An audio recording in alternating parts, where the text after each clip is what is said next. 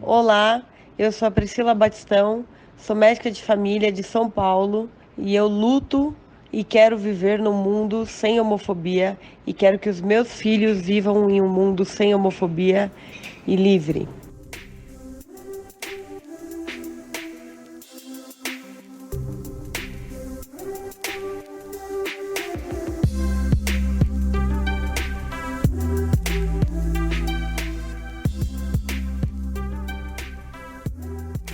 Olá, começando mais um programa Saúde e Diversidade, podcast de saúde para as pessoas LGBT. Os nossos programas vão ao ar toda segunda-feira, em todos os tocadores de podcast. Esse programa foi gravado dia 20 de novembro de 2020 e também os nossos programas vão ao ar toda quarta-feira pela Rádio USP. É só acessar o site da Rádio USP. Durante o nosso programa de hoje, você vai ouvir esse som. Vou te contar a lenda da bicha esquisita. Não sei se você acredita, ela não é feia, bem bonita, mas eu vou te contar a lenda da bicha esquisita. Não sei se você acredita, ela não é feia, bem bonita. Esse som é da Linda Quebrada, uma música militante, deliciosa. A gente já tocou uma outra vez no nosso programa. Estamos trazendo ela de novo aqui. Ela foi uma dica cultural e hoje ela vai participar da nossa trilha sonora. Eu sou Mário César Vilhena, como toda semana, estou aqui com minha amiga Vivian Avelino Silva. Oi, Vivi, tudo bem? Oiê, tô bem, e você? Tudo ótimo, com saudades de você. Eu tô contente, hoje a gente tem uma convidada muito especial, que eu adoro, uma pessoa que virou amiga, admirada por todos, Márcia Couto, professora associada do Departamento de Medicina Preventiva da Faculdade de Medicina da USP, atualmente coordena o programa de pós-graduação em saúde coletiva. Ela é graduada em Ciências Sociais pela Universidade Federal de Pernambuco, fez mestrado em Antropologia, doutorado em Sociologia pela mesma universidade, e aí ela veio fazer pós-doutorado em Livre Docência pela Universidade de São Paulo. E aí a Márcia tem tudo a ver com o nosso podcast, porque ela tem experiência nas áreas de Ciências Sociais e Saúde Coletiva, atuando especialmente em masculinidades e saúde, corpo, sexualidade e reprodução, aspectos socioculturais da saúde e doença, e ela faz bastante pesquisa qualitativa. Então, eu estou muito contente de receber a Márcia hoje aqui. Bem-vinda para o nosso programa, Márcia. Obrigada, Vivi. Prazer. Toda a referência. Prazer estar aqui com você. Bem-vinda. Nos programas agora, daqui em diante, a gente vai organizar um pouquinho melhor a discussão em etapas, né? Na primeira parte do programa, a gente vai convidar a Márcia para dividir com a gente um pouco da sua trajetória, até chegar aqui, as pesquisas sobre sexualidade e interseccionalidades. E depois a gente vai discutir como é que se desenvolve a identidade sexual, social, e como é que isso pode acontecer de formas diferentes, em diferentes culturas, em diferentes contextos. Na segunda parte, a gente vai discutir com a Márcia como é que um menino, no momento que se identifica como menino, acaba também, muitas vezes, aprendendo a se identificar com machismo, e de que formas uma menina, quando se identifica como menina, acaba também se identificando com um mundo que é misógino, ou de certa forma talvez aceitando ou sendo obrigada a aceitar, né? Nesse contexto a gente vai discutir também um tema que é bem interessante, tem sido bastante falado e que eu acho que é importante a gente falar aqui no podcast, que é a masculinidade tóxica. Então a gente vai falar o que é isso e de que maneiras isso afeta a saúde das pessoas LGBT. E aí, por fim, na terceira etapa do programa, a gente vai falar sobre estigma, né? Então, quando e como o estigma se constrói, de que formas a gente pode desconstruir esse estigma e, por fim, falar um pouco sobre interseccionalidade, né, que é o momento em que a gente tem mais do que um fator de estigma, de exclusão, atuando ao mesmo tempo. Márcia, então, primeira pergunta, eu queria te convidar para dividir com a gente um pouco sobre a sua história, sobre a sua trajetória. É um prazer estar aqui com vocês. Eu sou pernambucana, então essa é a primeira coisa que eu sempre falo em qualquer lugar que eu vou, né, aqui em São Paulo. Então, como a Vivi falou, toda a minha formação, né, de graduação, mestrado e doutorado foram feitas lá na Federal de Pernambuco, né, nas ciências sociais. E já no início ali, né, da minha formação, na graduação, na década de 90, os estudos de gênero, de viés feminista, estavam chegando no Brasil, a gente tinha as traduções dos primeiros textos, e eu comecei a ter contato com esses estudos de gênero. E depois eu comecei a ter contato, já no final dos anos 90, início dos anos 2000, quando eu já tinha terminado a graduação e já tinha terminado o mestrado em antropologia, que eu estudei as mulheres de comunidades populares e a vinculação delas com os movimentos sociais, né, de lutas sociais, por creche, por coleta de lixo, enfim, coisas que são muito básicas, né, mas ainda muito presentes nas demandas das mulheres na nossa sociedade. Eu comecei a me debruçar sobre o lugar dos homens como facilitadores ou dificultadores da vida das mulheres na sociedade. Então, eu comecei a me interessar pelas masculinidades, né? Que também era um tema muito novo, ainda muito pouco estudado. Então, isso foi lá no início dos anos 2000. Depois, por questões familiares, eu me mudei para São Paulo. Já terminei o doutorado morando aqui em São Paulo, mas ainda com o título de socióloga lá pela Federal de Pernambuco. E logo depois do doutorado, eu apliquei um projeto de pós-doutorado já pelo Departamento de Medicina Preventiva, que é onde eu estou hoje, na USP, sobre o lugar dos homens na violência contra as mulheres. Eu acho que foi um dos primeiros estudos que investigava, numa perspectiva epidemiológica e qualitativa, o impacto dos homens na violência contra as mulheres a partir dos sujeitos homens e não das mulheres. Então, acho que foi aí, 2002, 2003, que eu inauguro o que eu chamo que é a minha principal linha de pesquisa, que é a da relação entre masculinidades e saúde. Então, desde então, eu venho trabalhando com sexualidade, com gênero e com enfoque nos homens, né? Vim pesquisando ao longo de todos esses anos os homens em diversos lugares sociais, e as mudanças no trabalho, como afetavam a esfera da masculinidade desses homens e o adoecimento físico e mental. Estudei homens gays que buscavam, pela adoção, constituir famílias com filhos. Já estudei os homens e a invisibilidade deles no contexto da atenção primária, ou seja, várias perspectivas sobre as masculinidades, né? E eu acho que isso foi muito bom, porque eu aprendi que não existe uma única forma de ser homem.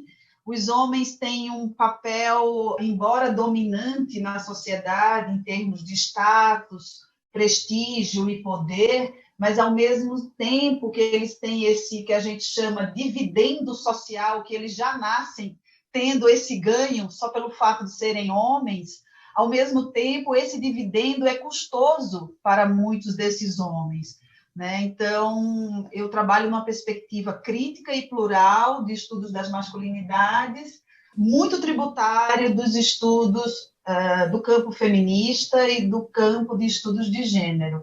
Então, eu poderia dizer que eu sou uma antropóloga feminista que estudo gênero e masculinidade de uma perspectiva relacional e emancipatória, né? Porque estudar a relação dos homens com as mulheres, dos múltiplos homens com as múltiplas mulheres, tem um potencial de emancipar todos esses sujeitos, né? E não apenas uma parte deles. Então, acho que era isso. Maravilhoso isso, né? Eu falei para a Vivi que a gente tinha que trazer a Márcia para o nosso programa, gente. Márcia, nos nossos programas anteriores, a gente já estudou, já que a gente está falando um pouco sobre masculinidade, masculino e feminino, a gente já chegou a falar com outros convidados sobre o aspecto biológico do desenvolvimento sexual das pessoas. Então, a gente já falou do desenvolvimento que parte do desenvolvimento cromossômico, do desenvolvimento hormonal e parte para o desenvolvimento, até para o desenvolvimento do fenotipo da pessoa, né? Que é a aparência que ela tem, o desenvolvimento da genitália e tudo mais. Mas eu acho que você pode ajudar muito a gente a entender como é que se determina o desenvolvimento da identidade sexual da pessoa a partir de uma perspectiva sociológica e se os aspectos culturais afetam esse desenvolvimento, essa identidade. Perfeito. Eu acho essa uma questão extremamente importante, né? Onde todos esses campos disciplinares que você falou aí, e eu também sou fã de carteirinha do podcast, assisti a vários, né?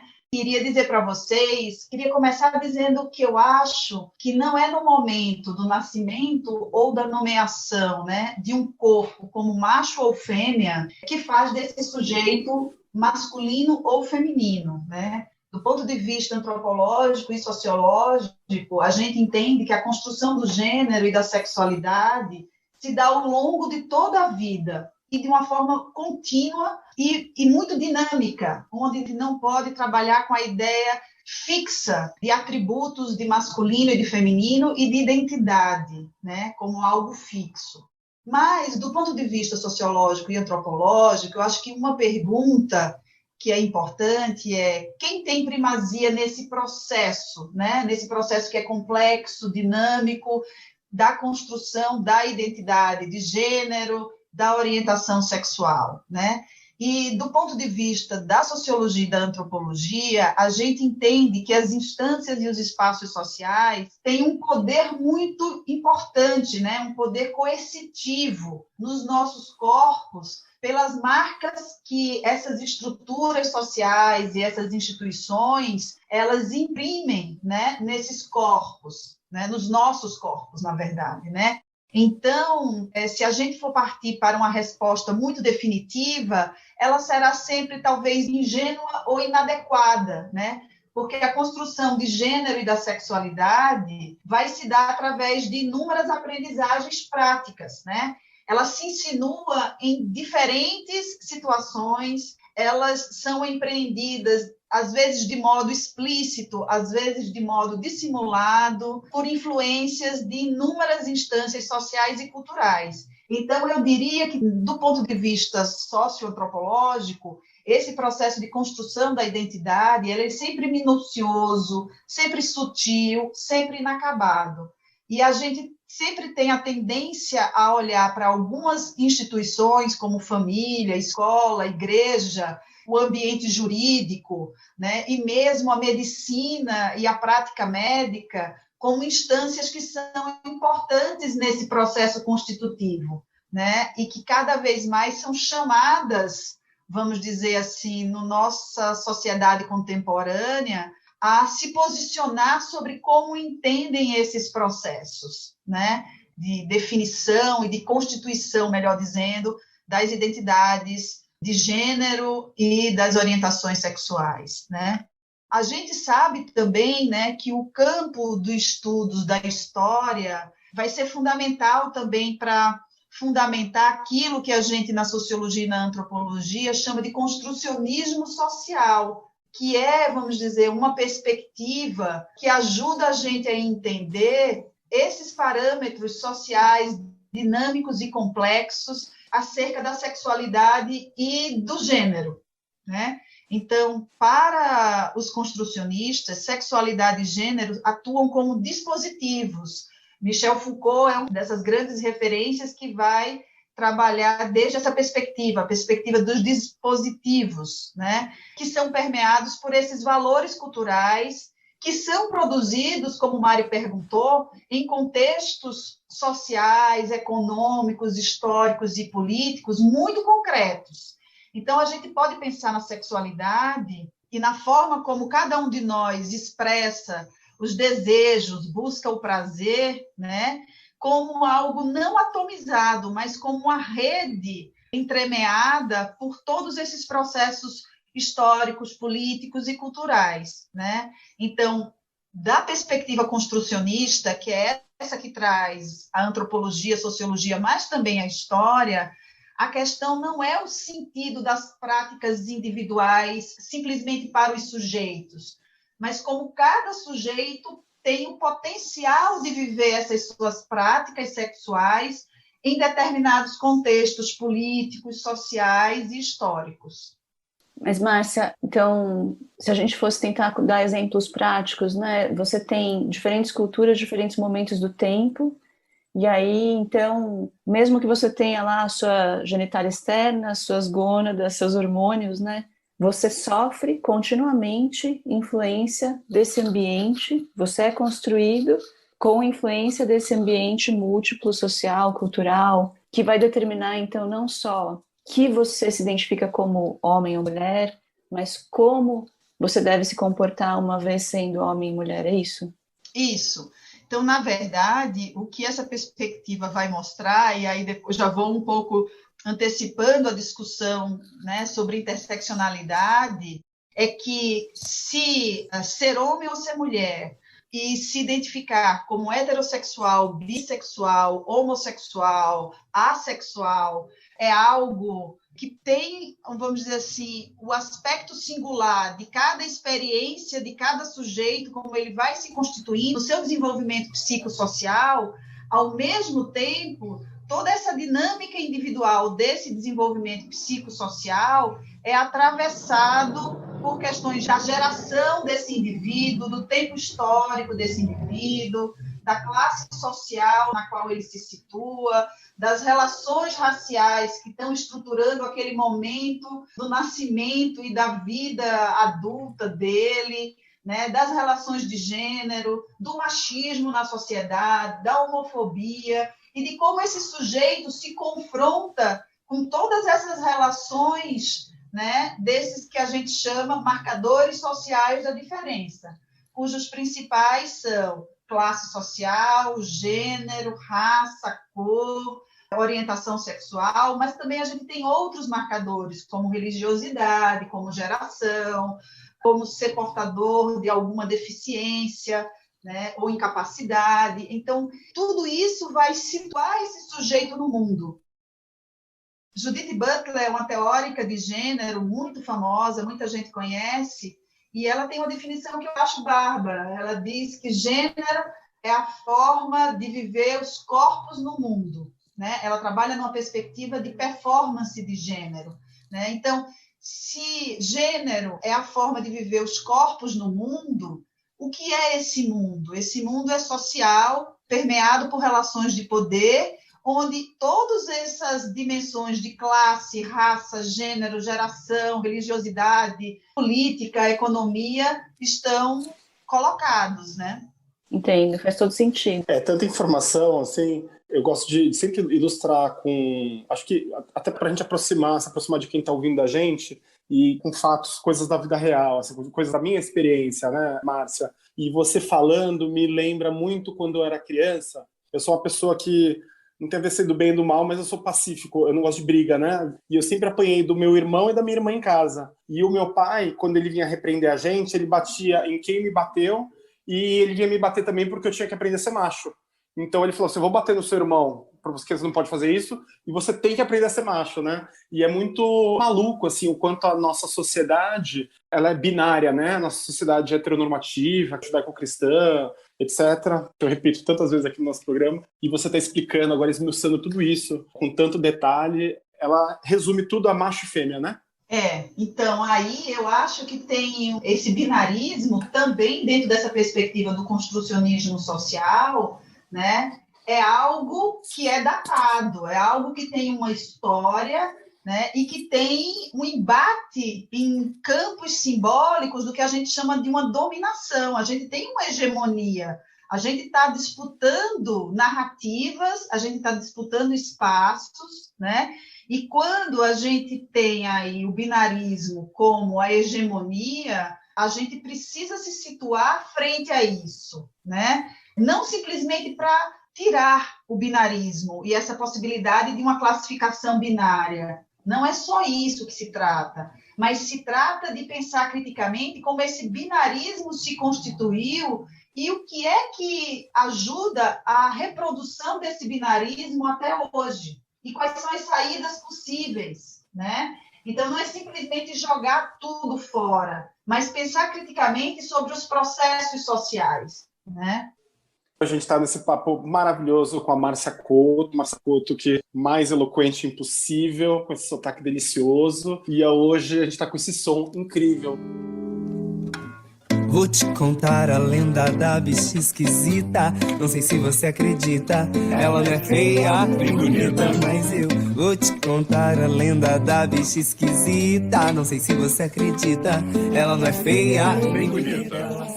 Se você tiver dúvida, quiser conversar com a gente, pode mandar mensagem para o saudiversidade@gmail.com. Nós estamos também no Instagram, pode mandar um direct, Saúde e Diversidade, e no Facebook, pode mandar também uma mensagem para a gente lá. Lembrando que Saúde e Diversidade é a junção da palavra saúde com diversidade. Saúde e Diversidade. É só conversar com a gente, mandar mensagem, que a gente está muito afim de ouvir o que você tem para nos falar. Dando continuidade, então, para a nossa conversa aqui com a Márcia Couto, eu queria falar de um assunto que é um pouco polêmico, mas que as pessoas não param para pensar, então é importante que a gente fale aqui bem abertamente, né? Será, Márcia, que quando o menino se identifica como menino, ou quando ele é identificado como menino, né, pelo mundo, como você falou, o corpo dele é identificado como menino pelo mundo, ele também aprende a se identificar com machismo? E o contrário, né? Será que quando o corpo da menina é identificado como menina, também é marcado, forçado a se identificar com um mundo que é misógino e é assim que é, e você é mulher e é assim que é? Como você vê essa questão, Márcia? Então, Vivi, eu acho que essa é uma pergunta super instigante, né, pela complexidade que ela inspira. Mas eu diria, num primeiro momento, que não necessariamente. Por quê? Porque masculinidade e feminilidade eu entendo como metáforas de poder e capacidade de ação. Então, como capacidade de ação dos sujeitos, ela vai orientar práticas sociais de homens e mulheres muito concretos. Ou seja, a gente tem uma instância simbólica que vai construir e vai tentar colar estereótipos relacionados à masculinidade, ao machismo e à misoginia, mas, ao mesmo tempo, se a gente parte do pressuposto que a gente não está fixado isso em bases naturais, em bases biológicas, ou mesmo em essências humanas, né, para o masculino e para o feminino, tanto homens quanto mulheres podem burlar, resistir, né, ou enfrentar essa socialização de gênero que ainda é predominante na sociedade.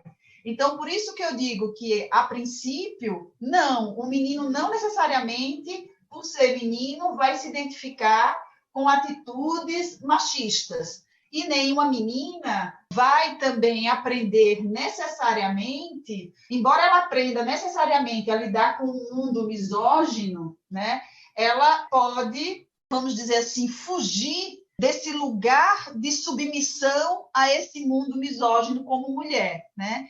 Então, na verdade, o que eu considero é que tanto os meninos como as meninas, eles aprendem a se identificar enquanto meninos e meninas e atuar no mundo a partir de um lugar da cultura, que a gente chama de socialização, né? A gente sabe que o sistema patriarcal e misógino, né, é um traço muito forte da nossa cultura, né, e sempre atualizado na nossa sociedade. Eu estou falando aqui Brasil 2020, né, mas também outras sociedades. Mas, ao mesmo tempo, a agência dos sujeitos e a possibilidade de ação deles e o teor de resistência que eles vão, a energia de resistência que eles podem promover frente a esse sistema, não só o sistema social, mas esse universo simbólico, merecem muita atenção, porque a gente vê muita resistência, a gente vê uma busca por burlar esse sistema, né? E a gente entende que esse sistema ele não é fixo, né? Então, eu fico pensando assim, vamos pegar exemplos muito concretos, né? Tanto para homens, para os meninos e como para as meninas, né? A gente pode pensar, seja no assédio sexual no trem, no ônibus ou no metrô, seja na primeira briga com o namorado ou com a namorada, seja nas situações cotidianas de trabalho, seja nas diferenças salariais que ainda persistem entre homens e mulheres, seja nas diferenças de acesso a cargos públicos e políticos também de homens e mulheres, mas também seja nos altos índices de violência de gênero que a gente tem assistido aqui durante a pandemia, ou nos crimes ou discriminações homofóbicas, né, que muitos jovens LGBTQIA+, estão sofrendo, inclusive dentro das casas, pelas suas próprias famílias no contexto da pandemia. A plasticidade das questões estruturantes de machismo, de misoginia e de homofobia, né, e eu poderia acionar essas de racismo também, né? Elas tendem a se perpetuar, mas é na ação política individual de sujeitos concretos, amparados por uma base legal e por políticas, né, afirmativas que a gente vai tentar corrigir, vamos dizer assim, esse traço negativo da cultura. Eu diria que é um traço negativo da cultura, né? Eu diria ainda mais, eu diria que os custos de ser socializado, tanto meninos quanto meninas, numa sociedade tão desigual em relação a gênero e a orientação sexual, né? Tão binária, tão heteronormativa, né? É danosa para ambas essas gerações de meninos e meninas que a gente está, né, convivendo. Por exemplo, nossos filhos, né? Porque o sofrimento individual deles é muito grande, mas, ao mesmo tempo, quando a gente olha numa perspectiva de movimentos sociais e de militância e de ativismo, a gente vê que essa sociedade é viva e plural e que ela se mexe. Ela parece não se mexer quando a gente pensa no que cada um de nós sofre individualmente, mas quando a gente olha para o mundo e numa perspectiva histórica mais alargada, a gente vê, sim, grandes mudanças. E eu acho que eu sou até, vamos dizer assim, positiva, porque eu acho que tem boas mudanças. Todos os retrocessos que a gente vive há 3, 4 anos, eles são transitórios, né? A gente pode ter dado um passo para trás na nossa sociedade, mas a gente tem avançado consistentemente em termos da pluralidade, da liberdade, da autonomia dos sujeitos e do respeito às diferenças identitárias, né? Tenho a maior fé nisso também, né, Márcia? Aliás, é por isso que a gente está aqui. Mas é interessante que você fala que precisa de um movimento ativo, né? A pessoa precisa fugir desse status quo, a pessoa precisa lutar contra, a pessoa precisa se movimentar, né? Então, a gente já falou desse aspecto algumas vezes aqui, né? Não basta você falar, não, eu sou legal, eu não agrido ninguém, eu até tenho amigos gays, né? Não basta. A gente tem que ter esse movimento para frente, senão a gente colabora com a estagnação, mas... Isso, porque, na verdade, aí eu queria aproveitar e trazer algo que eu acho que é fundamental para a gente entender sobre que não basta dizer que tem amigo gay, ou não basta dizer que eu não bato em mulher, ou não acho correto bater em mulher, mas eu acho que o machismo é um traço cultural da nossa sociedade, né, que é oriundo de uma tradição ibérica e mediterrânea, de uma colonização ibérica nossa, e que ele é um traço fundamental que nos ajuda a entender a nossa sociedade. E como na nossa sociedade há uma tendência à perpetuação dos homens numa posição dominante, mas não simplesmente numa posição dominante, mas numa tentativa contínua de subjugação das mulheres, em primeiro plano, e também de outros homens que são classificados como menos homem, entre aspas, né? Então, por exemplo, os homens gays, os homens que têm alguma deficiência, todos esses homens, eles são classificados como menos homens. Qualquer homem não heterossexual, branco, de classe média, intelectualizado, né, ou bem-sucedido financeiramente, pode ser classificado como de uma masculinidade subordinada ou de uma masculinidade marginalizada.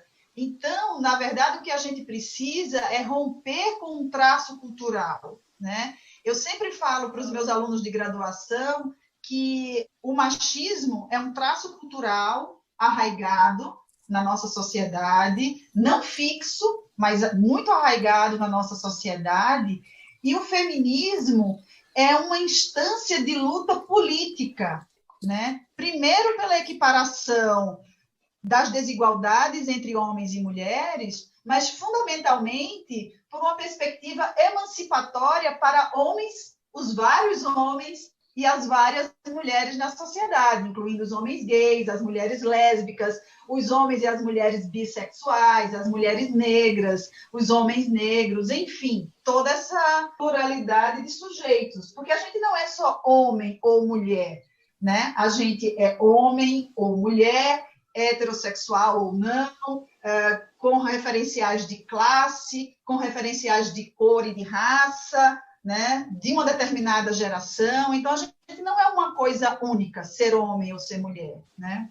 E é tão impressionante, você comentou na sua outra fala sobre a possibilidade de esperança, né, na configuração do cenário político brasileiro, né, com muitas mulheres e muitos LGBTs eleitos, muito mais do que eu já vi, pelo menos desde que eu acompanho as eleições do cenário político nacional, mas ainda tem um segmento da sociedade que é forte, que ganha voz na eleição para a presidência da República, para a Câmara do Deputado e para o Senado, que é contra, inclusive, os movimentos feministas, e que eu não consigo entender. Algumas mulheres que se dizem conservadoras, não tem problema ser conservador, se quiser ser conservador, mas que não conseguem entender a violência que muitas mulheres vivem no mundo, né? Acho que tem tudo a ver, né, com a última fala que você fez, falando sobre o machismo e como ele está enraizado na nossa cultura, na nossa sociedade hoje, né?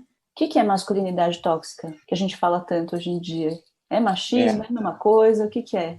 Eu vou fazer um gancho, acho que bastante interessante, para responder essa sua pergunta, Vivi, sobre o que é isso que se chama de masculinidade tóxica, com a fala do Mário anterior, quando ele me perguntava sobre o papel de lideranças ou o papel da política, né, na manutenção desse machismo tão arraigado no país, né? Então, eu acho masculinidade tóxica é um termo muito discutido atualmente, né? E ele se refere às características estereotipadas normalmente atribuídas aos homens. Mas eu, particularmente, como uma pesquisadora do campo das masculinidades, eu não gosto muito desse termo, e eu vou explicar o porquê, né? Porque nem toda atitude masculina, mesmo que estereotipada, deve ser considerada como expressão de uma masculinidade tóxica,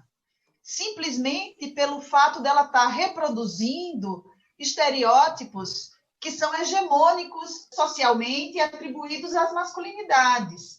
Eu prefiro utilizar o termo que foi formulado no início dos anos 2000 por uma grande teórica das masculinidades, a Connell, que é uma mulher trans australiana, que ela vai definir a masculinidade hegemônica como aquele ideal de ser homem na nossa sociedade que não é atingível por nenhum homem em particular. Então, a masculinidade hegemônica, que é a dominante, mas ela é dominante simbolicamente, porque são raríssimos os homens que conseguem reunir todos os atributos que a nossa sociedade confere aos homens, como, por exemplo, ter o controle da sexualidade feminina, ser bem-sucedido, ser o provedor da família, além de ser branco, além de ter um status social diferenciado, além de ser bom de cama, nunca ficar frágil, nunca ficar doente, ser um atleta ou um bom jogador de futebol. Gente, o homem que reúne todos esses atributos, né, é o super-homem. E nenhum dos homens é o super-homem, assim como nenhuma das mulheres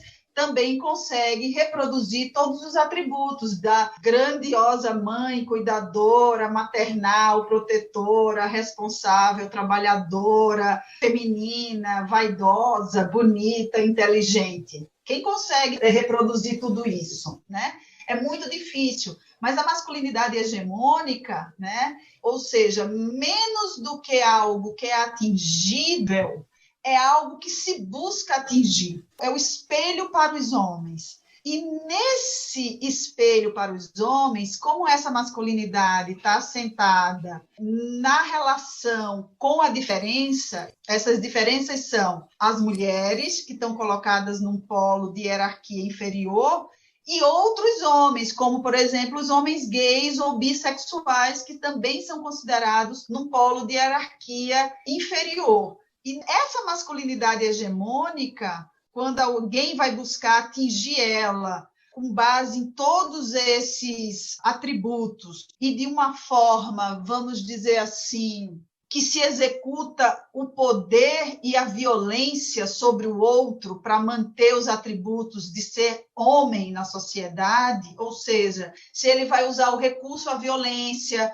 se ele vai discriminar homens gays, se ele vai dificultar as chances de sucesso de uma mulher que trabalha com ele, enfim, se ele vai educar os filhos controlando a sexualidade da filha e liberando a sexualidade exacerbada do filho como um traço de ser homem, isso a gente poderia dizer que é um comportamento tóxico. Então, eu acho que existem comportamentos danosos, eu nem chamaria de tóxico, comportamentos danosos de uma masculinidade hegemônica. O problema é que, ao tratar o termo como masculinidade tóxica, parece que todo e qualquer comportamento relacionado aos atributos masculinos serão necessariamente ações ou práticas negativas e tóxicas, né? Então, eu discordo um pouco desse termo e prefiro utilizar a masculinidade hegemônica. Então, eu acho que a gente poderia aplicar um comportamento tóxico ou um comportamento de masculinidade negativo, danoso no sentido a outros homens e a outras mulheres, como, por exemplo, a gente tem visto várias falas no contexto dessa pandemia do atual presidente da República. Por exemplo, a gente sabe que há um crescimento, né, bastante importante da violência doméstica no contexto da pandemia de Covid-19. O presidente não só negligencia as causas estruturais dessa violência, como ele destila achismos machistas e misóginos ao afirmar que as mulheres estão apanhando em casa durante a quarentena porque os homens não estão saindo para trabalhar e ganhar o sustento da família. Ora, essa reprodução no discurso de um líder, do presidente da República, de um líder máximo do Poder Executivo, não é apenas leviana e preconceituosa em relação aos milhares de desempregados e às milhares de famílias que estão passando grandes dificuldades financeiras nessa pandemia, mas também ele praticamente, ativamente, naturaliza uma violência, naturaliza um comportamento misógino e machista ao autorizar, de uma certa forma, pelo discurso dele, que os homens têm justificativas para bater nas suas esposas ou perder a paciência, não só com as suas esposas, com seus filhos. E, nesse sentido, eu acho que aí tem uma ação tóxica, no sentido de uma ação premeditada, quase que intencional, de justificar algo que não é justificável. A partir de agora, eu só vou usar masculinidade hegemônica. E você saiba que a masculinidade já é hegemônica, não seja tóxico na sua masculinidade hegemônica. Eu consegui entender o que você explicou, porque você explica com uma clareza impressionante. Perfeito, Mário, perfeito. Então esse foi o nosso segundo bloco. A gente continua ouvindo a música maravilhosa do nosso episódio. Desejou ter uma vida tão promissora. Desobedeceu seu pai, sua mãe no estado, a professora. Ela jogou tudo pro alto, deu a cara pra bater. Pois pra ser livre e feliz tem que ralar o pulso e poder. De boba ela só tem a cara e o jeito de andar. Mas sabe que pra ter sucesso não basta apenas estudar.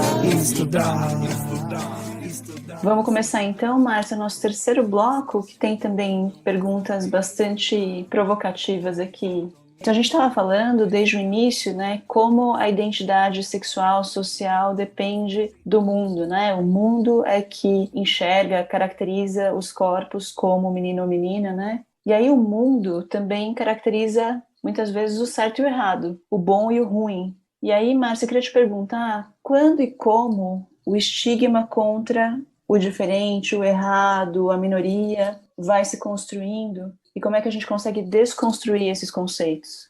Bom, eu acho que para pensar essa pergunta que você me fez, Vivi, sobre o estigma e como combater, né, ou como desconstruir essa atribuição dessa marca e dessa discriminação no outro, vale a pena a gente pensar em alguns autores que são considerados como clássicos, porque nos ajudam até hoje, desde as suas formulações iniciais, a entender o que é o estigma, como ele se processa e que, portanto, compreendendo isso, a gente pode pensar estratégias de superação ou de minimizar o dano do estigma, né?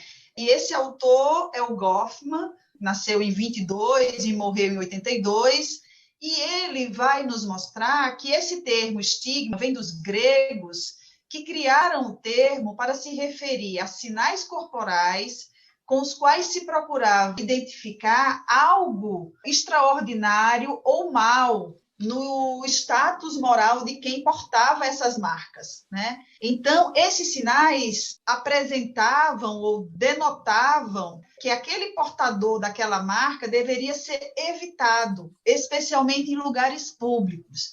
E é assim que o estigma vai se constituir e vai, vamos dizer assim, ser compreendido, né?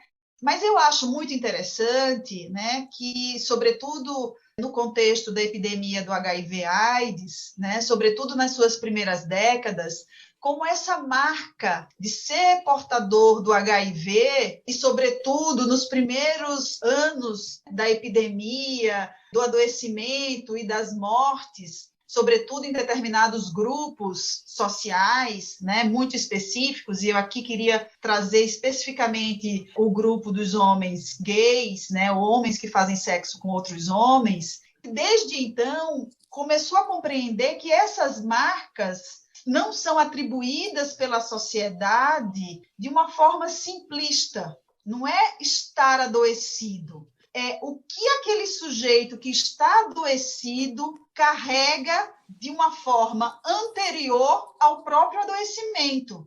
Então, é uma sexualidade, entre aspas, considerada desviante, é um atributo de feminino a um corpo masculino que não é cabível na sociedade, é muitas vezes também a associação dessa sexualidade vista como exacerbada ou não pertencente ao domínio da tradição, do que se espera dentro dessa perspectiva de uma sociedade dominada pelo binarismo e pela heterossexualidade, e que, quando confrontada com outros marcadores, como raça-cor, como pobreza, vão adicionar elementos para que essa marca ela apareça ainda mais. Ou seja, quando uma marca em si não é tudo, pelo contrário, são todos os mecanismos de discriminação e de desigualdade social sobre os corpos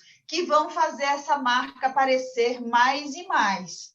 Então, diante disso, e entendendo que aí tem uma sobreposição de características sociais desse sujeito que vai fazer com que a marca apareça de uma forma mais explícita e de uma forma mais negativa na sociedade, a gente pode entender que a defesa de contextos mais igualitários, eticamente informados, numa perspectiva dos direitos humanos e da diversidade, vai fazer com que essa marca perca este peso. E aí a pessoa simplesmente está adoecida, e como uma pessoa adoecida, ela merece, como qualquer outra, o cuidado. Então, a gente humaniza esse sujeito, traz ele de volta para a humanidade, no sentido de pertencimento ao nosso grupo, e não vai tirar ele, né, colocar ele à margem da sociedade pela marca da doença que ele traz em si, mas, sobretudo, pelo adicional de outras características sociais que ele possa ter. A gente já entrou na próxima pergunta, que era sobre a interseccionalidade, né, Márcia? Então, por isso que eu gosto bastante, né, dessa... Talvez seja a minha lente, o jeito como eu olho para os fenômenos, né, sempre de uma forma muito complexa e buscando não reduzir ele àquilo que é o imediatamente aparente, para a gente poder tratar e achar formas de resistir, de enfrentar as desigualdades sociais e de construir uma sociedade mais plural e mais diversa, né? Então, a interseccionalidade, eu queria falar um pouquinho dela, porque eu acho que é a minha linha de pesquisa principal atualmente, eu estou me dedicando à interseccionalidade, eu compreendo ela como uma lente analítica e uma ferramenta política que busca destacar a natureza múltipla das identidades dos indivíduos e também a natureza múltipla das estruturas sociais. A interseccionalidade sempre busca trabalhar a partir desses dois eixos. O eixo da experiência individual de cada um de nós, mas cada um de nós situados dentro de estruturas sociais de poder que são muito desiguais, né? Então, as combinações de gênero, de raça-cor, de sexualidade, de classe social, não só nos posiciona enquanto sujeitos no mundo, mas nos molda a nossa biografia a partir de estruturas sociais que pré-existem ao nosso nascimento e que a gente, ao longo da nossa vida, né, da nossa trajetória, a gente faz um movimento de resistência e de acomodação, né? Então, é nessa complexidade que a interseccionalidade busca trabalhar. Esse termo interseccionalidade, que foi cunhado por uma feminista negra estadunidense, a Crenshaw, ainda no final da década de 80, né, mas que os estudos interseccionais eles vão se desenvolver realmente a partir do final dos anos 90, como forma de denunciar a violação de direitos, como forma de buscar o empoderamento de grupos minoritários e como forma de mostrar que as desigualdades sociais e as discriminações que as pessoas sofrem no cotidiano, elas são produtos de entrecruzamentos, estruturas sociais e são canalizados por instituições sociais. Então, a medicina, a família, a justiça, o Estado, a escola, a igreja, todas essas instituições, né, elas vão trazer posicionamentos e marcações em gênero, em sexualidade, em raça-cor, né, e que vão justificar ou mesmo enfrentar as desigualdades que são produzidas socialmente. Eu não estou dizendo que todas as instituições elas trabalham no sentido de oprimir o sujeito, né? E a gente tem lindíssimos exemplos de instituições que, mesmo parecendo que a instituição maior da qual esses grupos fazem parte oprimem os sujeitos, né? Há grupos dentro dessas instituições que buscam, né, alternativas e formas alternativas e inovadoras para lidar com essas desigualdades. Eu citaria, por exemplo, no campo da igreja e no campo da Igreja Católica, o movimento das católicas pelo direito de decidir, que trabalham com a questão do aborto e do lugar da mulher na religião, que é fundamental. Então, a igreja não é homogênea, assim como a justiça não é homogênea, enfim, né? Essas instituições elas também são muito plurais. O que você fala, eu vou dar um exemplo, porque eu acho que eu vi essa semana e me deixou tão indignado, e tem tudo a ver com o que você está falando, mas é um exemplo ao contrário, né? A gente vive num momento político muito obscuro, e a gente já conquistou, através de uma decisão do STF, o princípio da isonomia e a interpretação isonômica, masculino e feminino, são tratados igualmente, independente do conceito legal. Ou seja, através dessa interpretação é possível, por exemplo, que pessoas do mesmo sexo, dois homens possam casar, duas mulheres possam casar. E mesmo assim, o Ministério dos Direitos Humanos do governo federal insiste que a legislação brasileira é binária, que na legislação o instituto casamento é entre homem e mulher. Mesmo quando o guardião da Constituição, que é o STF, Supremo Tribunal Federal, decide e interpreta que não, que legalmente o estatuto homem e mulher tem o mesmo peso jurídico e a mesma consideração jurídica. É uma loucura, eu super entendo essa sua preocupação, né? Na verdade, não é só uma preocupação, né? É não aceitação, né? Porque a gente não aceita esse tipo de argumento, porque ele não é legítimo, né? Nem em termos políticos, nem em termos éticos e nem em termos legais, né? Mas eu ainda confio que um momento transitório da nossa história, né? E que as nossas conquistas e as conquistas da união das pessoas de mesmo sexo ou das mulheres pelo direito ao aborto já previsto em lei, né? Que agora está sendo questionado, né? Por uma parcela reacionária da população, é transitório, a gente vai conseguir superar isso, né? A gente tem que entender que nossa democracia, ou qualquer democracia, não está ganha, né? E a luta e a resistência deve ser contínua para que a gente possa, todos os dias, inclusive, se imaginar superando ou enfrentando as mesmas questões e aquelas que nos antecederam já estavam lutando.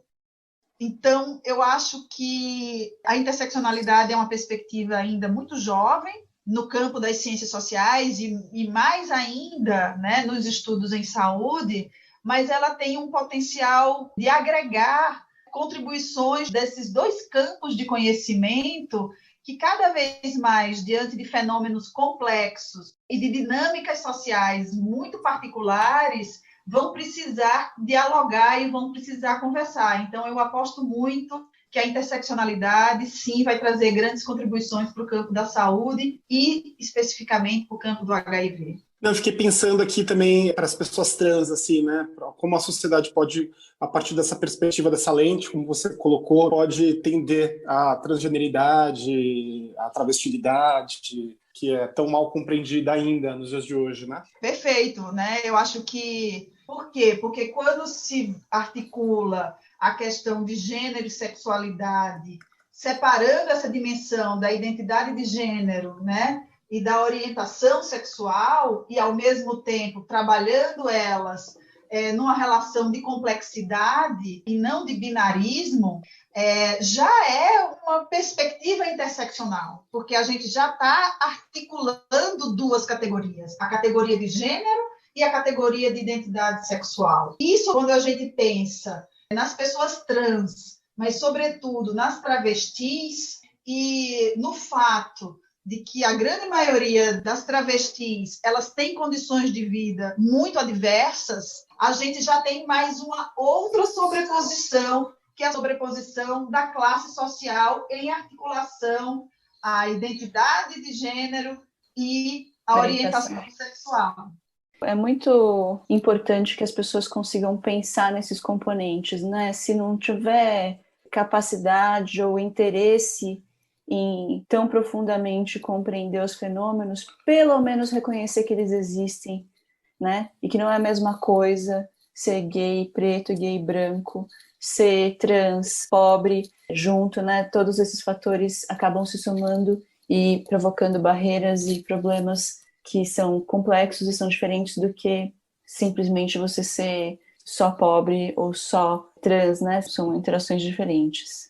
Muito bem, muito bem. Recebemos hoje aqui no nosso programa, Vivi, a professora Márcia, maravilhosa, falou bastante com a gente, vários conteúdos, várias informações. Se você quiser saber mais coisas, se tiver alguma dúvida e quiser mandar mensagem ou para a gente, para mim, para a Vivi, ou para a professora Márcia, manda através do nosso e-mail, saudiversidade@gmail.com, ou através das redes sociais, Instagram, Facebook, manda um direct para a gente tenta sempre responder. E agora, Vivi, vamos para o momento mais esperado, mais importante do nosso programa, o momento produção, música.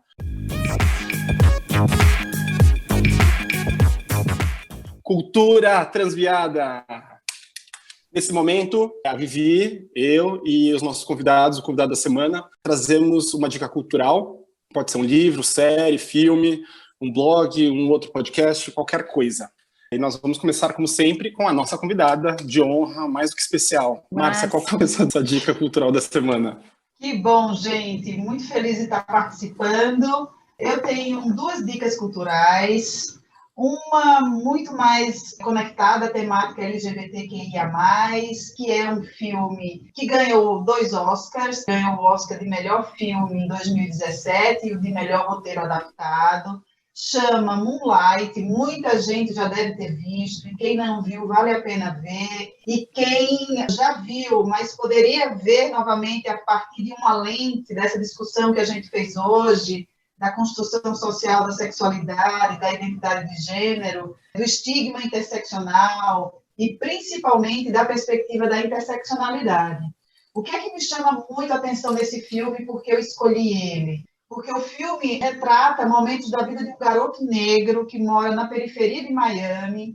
Esse garoto sofre bullying na infância, tem uma família muito complexa, mora só com a mãe, passa por muitos conflitos internos da sua própria adolescência e ainda tem que lidar com a tentação do mundo das drogas e do mundo do crime.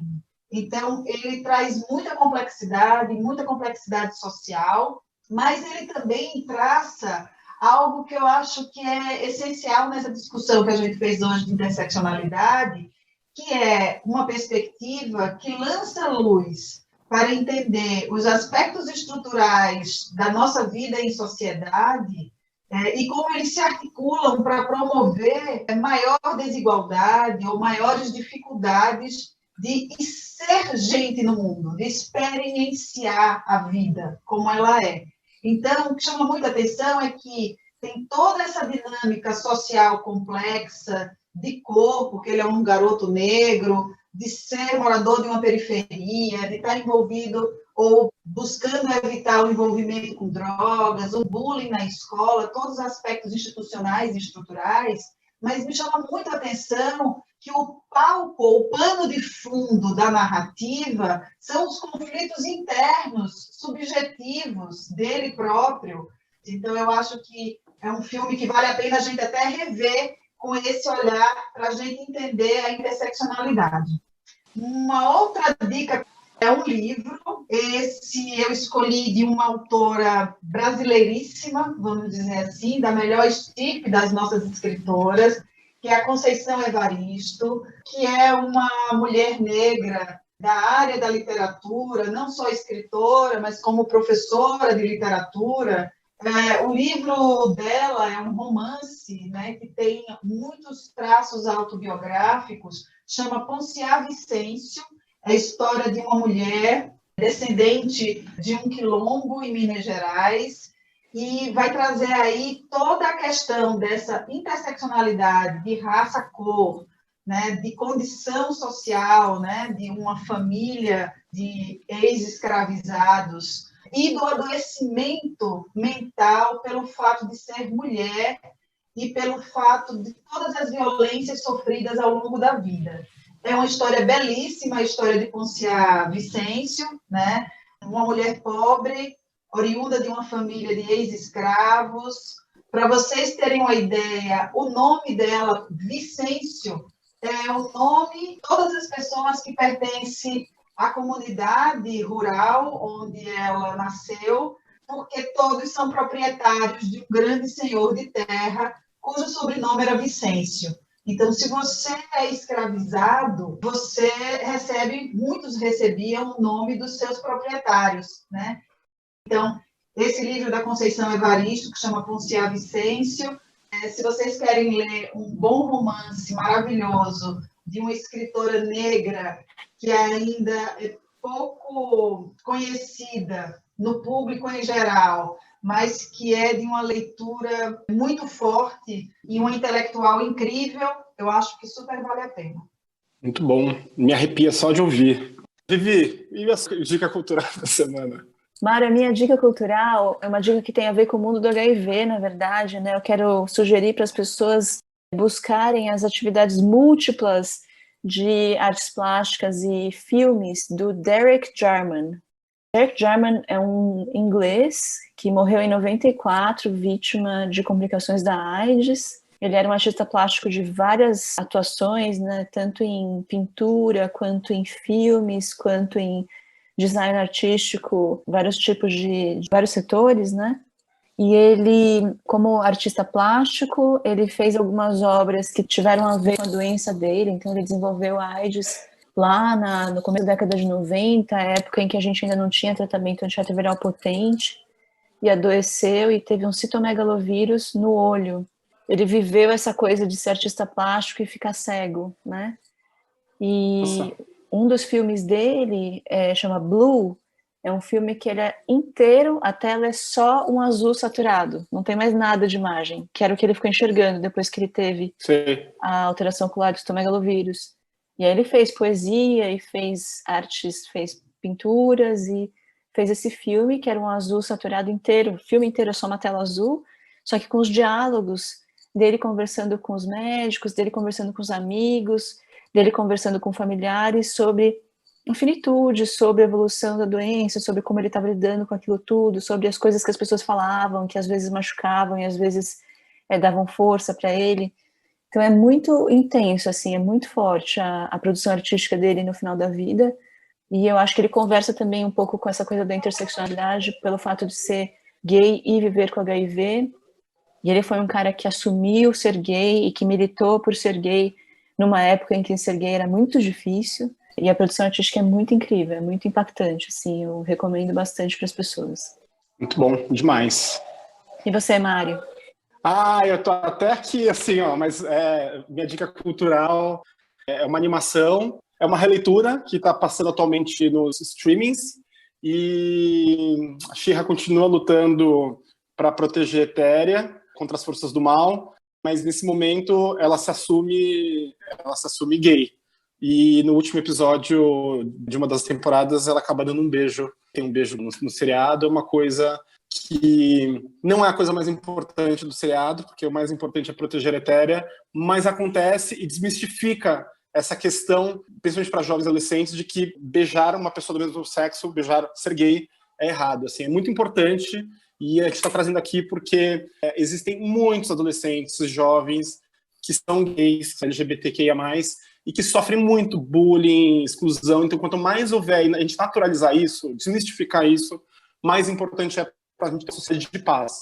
E a missão do nosso podcast, do nosso programa, das nossas aulas, da nossa vida, é estabelecer pontos e cultura de paz no nosso mundo tão prejudicado pelas batalhas ideológicas. Muito bom. E aí, Vivi, a gente agradece muito, muito a nossa convidada Márcia Couto. Mais uma vez, muito obrigado pela sua presença. Márcia, muito obrigada. Foi muito, muito, muito incrível, Márcia. Super obrigada. Esse foi o segundo programa Saúde e Diversidade do ano de 2021. Foi gravado das nossas casas em São Paulo. Queria deixar um abraço para Vivi, que volta de Macapá. Vivi estava na terra indígena e não contou para ninguém. Queria também deixar um abraço para todos os nossos parceiros. Castro Burger. Renato, você é o cara. A hamburgueria da diversidade, que fica na Vila Mariana, no município de São Paulo. O hambúrguer é ótimo. O pessoal da Rádio USP, que publica e divulga os nossos episódios no site da Rádio USP, toda quarta-feira. São fofos demais, são pessoas adoráveis. E a nossa equipe, que agora está maior. A Fernanda Rick, que está de volta ao grupo. A Pamela Quevedo, que sobe os episódios para os tocadores, todos os tocadores, além de nos ajudar na revisão de som. Vivian Avelino Silva e Mário Vilhena. Até a próxima semana, pessoal. Um super abraço. Tchau. Tchau, gente. Tchau, pessoal.